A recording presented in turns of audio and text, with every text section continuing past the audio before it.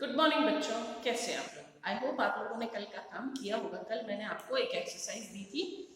हमारे लगभग कुछ चैप्टर का 2 पार्ट हो चुके थे, 2 क्लास हम कर चुके थे। तीसरी क्लास में मैंने आपको होमवर्क दिया था और आज हम चौथी क्लास में हैं।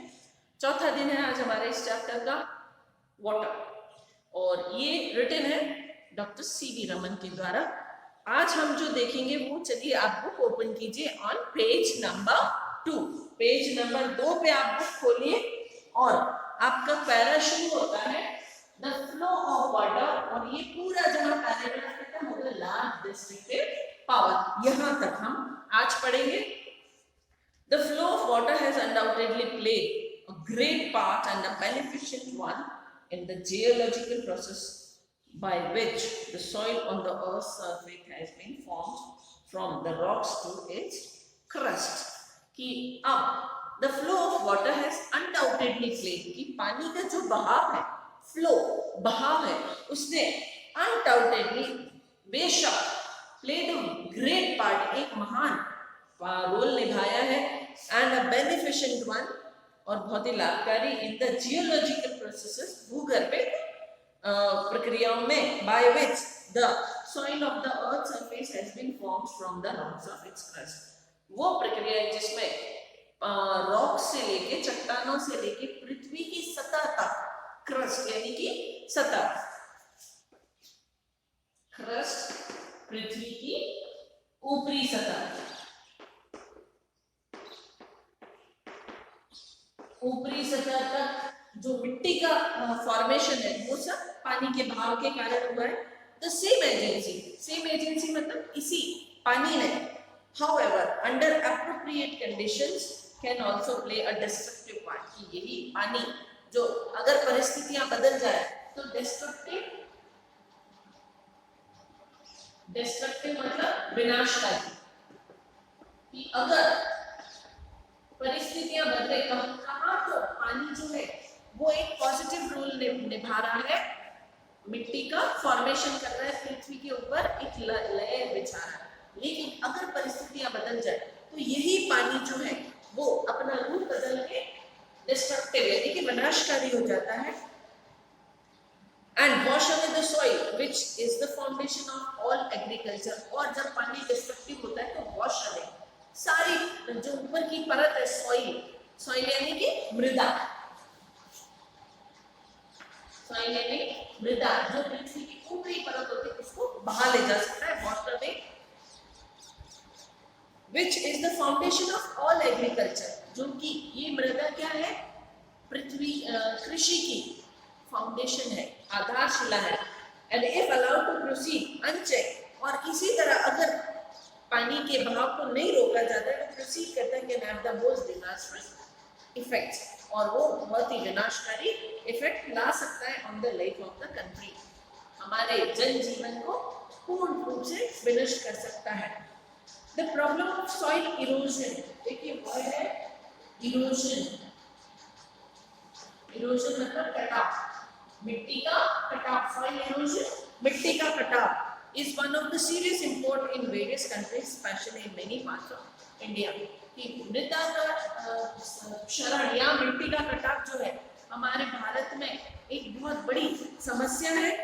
The conditions under which it occurs and the measures by which it can be checked are deserving to be closest study। अब ये कह रहे हैं कि वो सारे कारण जो कि मिट्टी के कटाव के लिए उपलब्ध नहीं है और इस मिट्टी के कटाव को रोकने के उपाय बहुत ही नजदीकी अध्ययन की आवश्यकता है, उनको अध्ययन करने की आवश्यकता है।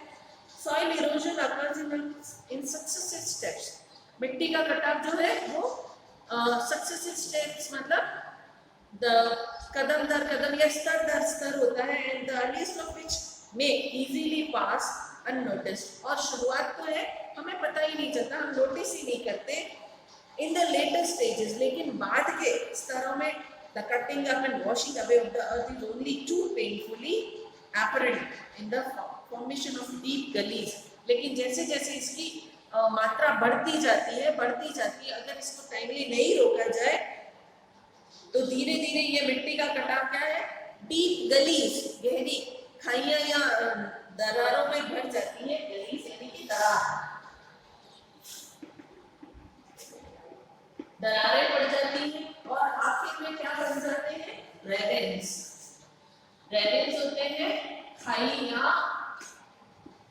गहरी दर्रा जो पड़ते हैं वो पड़ जाते हैं। तो मिट्टी का कटाव जो है वो सिर्फ पृथ्वी को धोता नहीं है ऊपर की, बल्कि उसमें दरारें डाल देता है और लॉन्ग टाइम में जाके वो लैंडस्लाइड भी इसी वजह से होते हैं, which make all agriculture impossible. और उसके बाद तो लगभग कृषि इम्पॉसिबल है।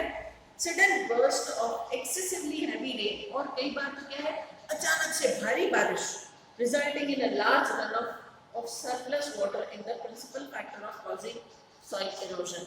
कई बार बहुत तेज और बहुत भारी मात्रा में बारिश होती है तो वो क्या करता है, वो मुख्य कारण है मिट्टी के कटाव का, क्योंकि वो जो एक्स्ट्रा पानी होता है वो इतनी गति से बहता है कि अपने साथ सारे मिट्टी कंकड़ पत्थर सब चीजें बहा के ले जाता है।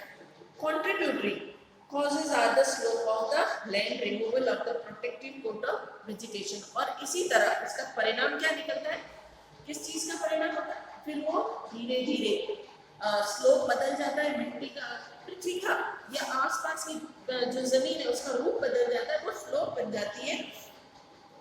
And removal of protective coat of vegetation, और कई बार तो ऊपर की जो हरियाली है पृथ्वी के ऊपर की उसको भी वॉश अवे कर देता है। The existence of रट्स along which the water can flow with rapidly gathering momentum, और इन गलियों और जो दर्रे इनमें पानी का जो बहाव है वो बहुत तेज हो जाता है। The absence of any checks to such flow, और अगर इस पे चेक नहीं लगा जाए, रोक नहीं लगा जाए तो ये इसी गति से बहता है। Incredibly large quantities of precious soil can be washed away if such conditions exist। कि अगर यही परिस्थितियां चलती रहती है तो इस जो तेज गति से पानी का बहाव चल रहा है वो क्या करता है, precious soil can be washed away. ऊपर की एक्चुअली क्या होता है, कृषि के लिए ऊपर की परत जो होती है वो फुल ऑफ ह्यूमस होती है, बहुत उपजाऊ होती है, तो वो उसको वॉश अवे कर देता है। उपजाऊपन ऊपर का जो पूरे ये खाद और ये जो पत्ते वगैरह हैं सबको वॉश अवे कर देता है। तो जो कृषि होती है उसके लिए जो उपजाऊ चीज होती है वो तो वॉश अवे हो जाती है। The means which soil erosion presents to the continuance of successful agriculture is an alarming one in many parts of India। और इस तरीके से ये जो पानी का तेज बहाव है वो हमारे जो भारत है उसके कई हिस्सों में कृषि के लिए बहुत बड़ी समस्या पैदा कर देता है। Calling urgently for attention and prevention action, और तब तुरंत ध्यान देना और कुछ नियंत्रण के उपाय रखना जरूरी हो जाता है। The terracing of land, terracing यानी सीढ़ीनुमा खेती, जहाँ एक तरफ खेती की जाती है, थोड़ा नीचे उतर के फिर खेती की जाती है, फिर नीचे, इस तरह से सीढ़ीनुमा खेती। And construction of bunds to check the flow of water, और जगह जगह बंद लगा दिए जाते हैं जो पानी के बहाव को रोकता है। The practice of contour cultivation and planting of appropriate types of vegetation are amongst the measures। कई तरीके के जैसे कुछ काउंटर कल्टीवेशन किया जाता है, कभी कभी कुछ चीजें प्लांटिंग ऑफ एप्रोप्रिएट, गहरे पेड़ वगैरह लगा दिए जाते हैं तो प्रॉपर तरह का वेजिटेशन या खेती की जाती है या हरियाली उगाई जाती है। तो ये कई तरीके के साधन है जिससे कि हम सॉइल इरोजन को रोक सकते हैं। It is obvious that the aim should be to check the flow of water at the earliest possible stage before it has occurred any appreciable momentum and corresponding large destructive power।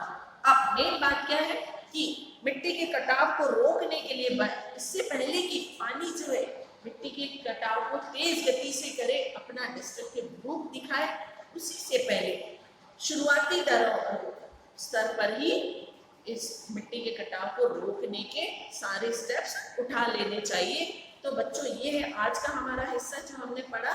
Now tomorrow we will continue with the chapter, so stay home, stay safe and कल फिर हमारे साथ continue रहिएगा। Thank you.